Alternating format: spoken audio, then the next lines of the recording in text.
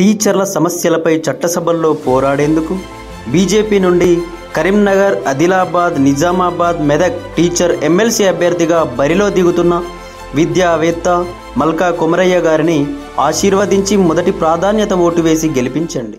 SLBC ప్రాజెక్టులో జరిగిన ప్రమాదాన్ని నివారించడంలో కానీ సహాయక చర్యలు చేపట్టడంలో ప్రభుత్వం దారుణంగా విఫలమైంది. దాదాపు ఇవాళటికి 5 రోజులు పూర్తవుతున్నప్పటికీ సహాయక చర్యలు కనీసం ప్రారంభం కాలేదు. అంటే వివిధ ఏజెన్సీల మధ్య సమన్వయాన్ని సాధించడంలో కూడా ప్రభుత్వం ఫెయిల్ అయిపోయింది. అటు కేంద్ర ప్రభుత్వ బృందాలు కావచ్చు, రాష్ట్ర ప్రభుత్వ బృందాలు కావచ్చు, ఏజెన్సీకి సంబంధించిన ప్రతినిధులు కావచ్చు, వీళ్ళ మధ్య ఎక్కడ సహాయక చర్యలు ప్రారంభించాలి, ఎలా ప్రారంభించాలి అనే విషయంలో రాష్ట్ర ప్రభుత్వం ఒక డైరెక్షన్ ఇవ్వడంలో కూడా పూర్తిగా ఫెయిల్ అయిందని చెప్పొచ్చు. మంత్రులు అక్కడికి వెళ్ళి హెలికాప్టర్లో, టీవీలలో ఇంటర్వ్యూలు ఇవ్వడం మీద పోటీ పడుతున్నారు తప్ప సహాయక చర్యలను ముమ్మరం చేయడంలో పూర్తిగా ఫెయిల్ అయిపోయారు. అది పైనుంచి హెలికాప్టర్లో చూస్తే సొరంగం లోపల ఏమన్నా ప్రత్యేకంగా చూడడానికి వీళ్ళకి ఏమైనా ఎక్స్రే కెమెరాలు కళ్ళు గిట్ట ఉన్నాయా? ఆ హెలికాప్టర్లో చక్కర్లు కొట్టుడు, టీవీలో ఇంటర్వ్యూలు ఏందో నాకైతే అర్థం కాలేదు. ఇప్పుడు మీరు కనీసం ఇలా 5 రోజులు అయింది, ప్రతి నిమిషం కూడా చాలా ముఖ్యమైనటువంటిది. వారి ప్రాణాలు కాపాడడానికి ఒక్కొక్క నిమిషం, ఒక్కొక్క క్షణం కూడా చాలా విలువైనటువంటిది. మీరు ఎంత తొందరగా సహాయక చర్యలు ప్రారంభించడం ద్వారా వాళ్ళ ప్రాణాలు కాపాడే ప్రయత్నం చేయాలి. లోపల వాళ్ళకు ఆహారం లేదు, త్రాగునీరు లేదు, మరి వాళ్ళు ఎలా 5 రోజులు జీవించాలి? సో దాని మీద మీ శ్రద్ధ కరువైందేమో అనిపిస్తూ ఉంది.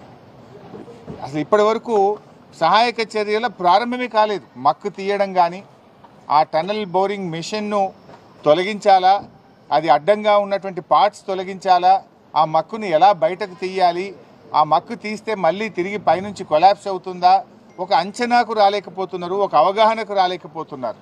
అంటే ప్రమాదం జరగడం దురదృష్టకరం. సరే, అది ఎలా జరిగింది, దాంట్లో ప్రభుత్వ వైఫల్యం ఉందా, తొందరపాటు ఉందా, జియాలజికల్ సర్వే ఆఫ్ ఇండియా అనుమతి ఇచ్చిందా లేదా, అనుమతిస్తే ఏం జాగ్రత్తలు చెప్పింది, ఆ జాగ్రత్తలు వీళ్ళు పాటించారా లేదా, అవన్నీ విషయాలు బయటకు రావాలి. కానీ ఇలా జరిగిన సంఘటన తర్వాత ప్రభుత్వ స్పందన చాలా బాధాకరంగా ఉంది. ముఖ్యమంత్రి ఏమో హెలికాప్టర్ వేసుకొని ఆయన ఎన్నికల ప్రచారానికి పోతున్నాడు.